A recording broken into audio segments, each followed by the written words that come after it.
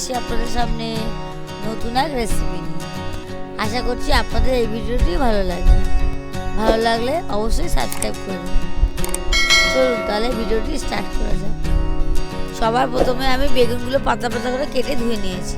একটা বাটিতে আমি 2 কাপ বেসন দিয়ে দিলাম, হাফ চামচ লবণ আর হাফ চামচ হলুদ দিলাম, 1 চামচ লঙ্কার গুঁড়ো আর হাফ চামচ গোলমরিচের গুঁড়ো, সামান্য খাওয়া সোডা দিয়ে দিলাম। দিয়ে এটা ভালো করে মিশিয়ে নেব।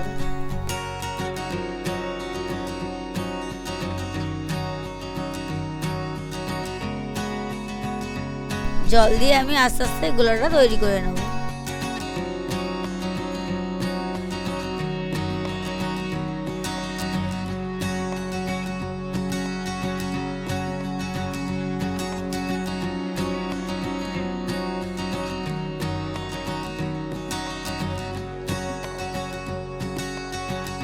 ভালো করে আমি সুন্দর করে এটা আমি গুলে নেব।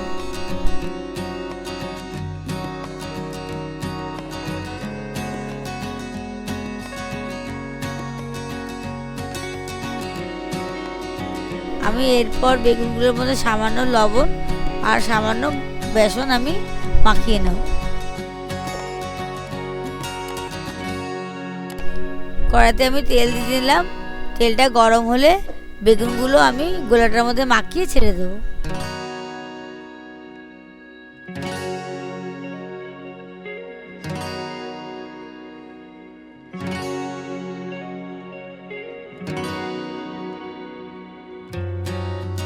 বেগুনটা আমি লাল লাল করে ভেজে নেব।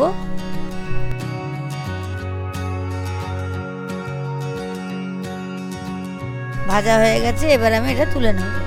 বাদ বাকিগুলো আমি এইভাবেই ভেজে নেব।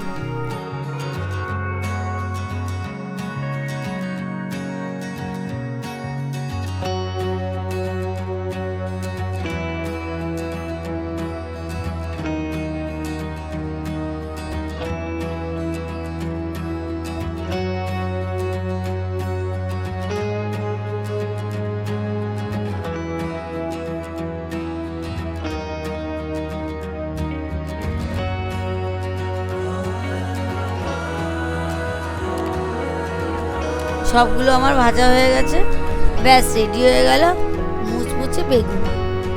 ভালো লাগলে ভিডিওটি লাইক, কমেন্ট, শেয়ার করতে ভুলবেন না। ধন্যবাদ।